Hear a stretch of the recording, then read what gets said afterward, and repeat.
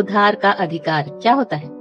देखिए, आपने ऐसे काफ़ी लोग देखे होंगे इंस्टीट्यूशन में, ऑर्गेनाइजेशन में, ऑफिस में, कॉलेज में, यहाँ तक कि फैमिली में भी, जो ऐसे लोगों के पास रहते हैं जिनके पास पावर होती है, डिसीजन मेकिंग अथॉरिटी होती है, जिनका कुछ स्टेटस होता है।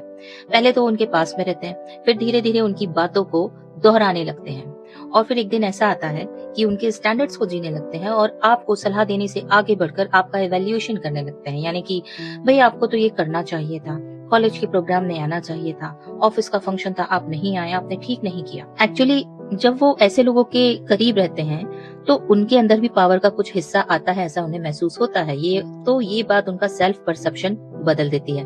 अब उन्हें लगता है कि उनकी ओपिनियन केवल एक राय नहीं है, एक स्टैंडर्ड बन चुकी है। और यही कारण है कि किसी मिनिस्टर का पीए, प्रिंसिपल का पीए, डॉक्टर का कंपाउंडर, किसी सीईओ का करीबी एम्प्लॉय, किसी टीचर का बड़ा फेवरेट स्टूडेंट कई बार अपनी वास्तविक अथॉरिटी से ज्यादा अधिकारपूर्ण भाषा बोलने लगता है। साइकोलॉजी हमें बताती है कि इंसान केवल किसी से प्रभावित नहीं होता, बल्कि वो उन लोगों की आइडेंटिटी भी उधार में लेने लगता है जिनके साथ वो जुड़ा होता है। सोशल साइकोलॉजी में इसे आइडेंटिफिकेशन और सोशल आइडेंटिटी की प्रोसेस से समझा जा सकता है। और यही कारण है कि कुछ लोग जो वास्तव में खुद होते हैं वो कम लगते हैं, लेकिन जिनके इन्फ्लुएंस में वो रहते हैं, जिनके पावर के नीचे वो रहते हैं, वो उनके जैसे ज्यादा लगने लगते हैं। लेकिन इस स्टोरी में केवल यही कैरेक्टर नहीं है, एक दूसरा कैरेक्टर भी है। ये वो कैरेक्टर है जो ऐसे लोगों की बातों को मान लेता है जो कि उधार के अधिकार के साथ उससे बातें करते हैं। किसी ने कहा कि भाई कॉलेज में प्रोग्राम था और आपको आना चाहिए था, उस व्यक्ति ने मान लिया कि हाँ भाई आना चाहिए था, गिल्ड में चला गया, क्यों नहीं गया था प्रोग्राम में।